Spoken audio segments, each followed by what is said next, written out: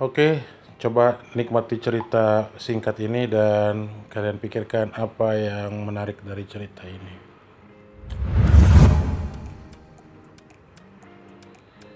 Suatu hari ada seorang gadis yang bernama Ami. Dia sedang berjalan sendiri dan dia melihat seorang yang sedang bingung bernama Betty.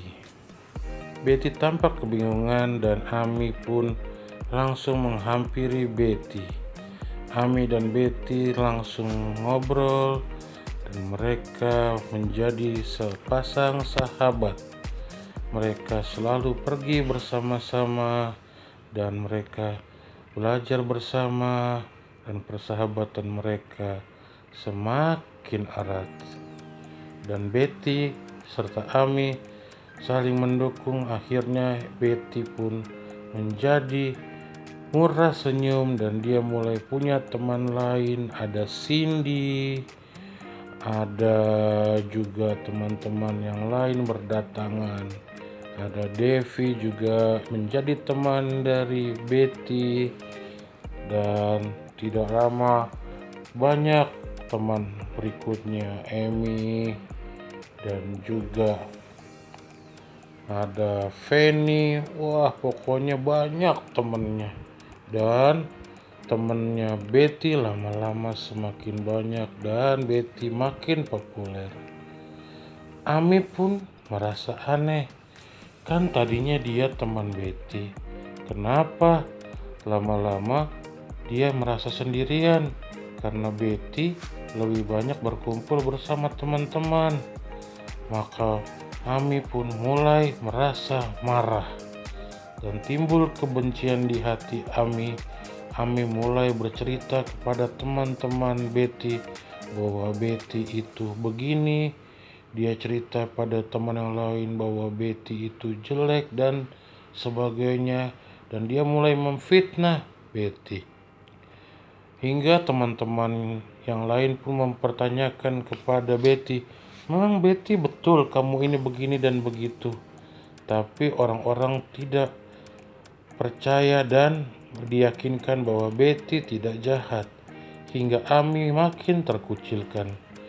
Betty ditemani oleh banyak teman-teman, sementara Ami menjadi sendirian dan mereka makin jauh dan mereka tidak lagi ngobrol. Dan Ami makin benci sama Betty karena Betty sekarang akrab dengan banyak orang dan Ami makin memendam kebencian dan dia selalu menjelek-jelekkan Betty. Ami selalu bingung hingga suatu hari mereka semua orang berkumpul di hari pelepasan. Ketika Betty sedang melakukan pidato, dia mengatakan, aku punya seorang teman yang sangat kusayangi. Dan dia menunjuk pada seseorang yang adalah Ami. Dia tunjuk bahwa orang yang paling baik denganku adalah Ami, si gadis berambut hitam. Orang-orang bingung kenapa Ami. Ternyata Betty bilang, waktu aku pertama ketemu Ami, aku itu udah mau bunuh diri karena stres. Tapi dia datang menemaniku. Sekarang aku bingung. Ketika aku sudah mulai punya banyak teman, Ami malah menjauhiku. Padahal temanku yang paling baik adalah Ami. Akhirnya Ami merasa malu. Orang yang sering difitnahnya ternyata malah menyayanginya. Itulah yang tidak disadarinya. Menurut kalian bagaimana cerita ini? Adakah hal yang menarik dari cerita ini? Silakan tulis di kolom komentar.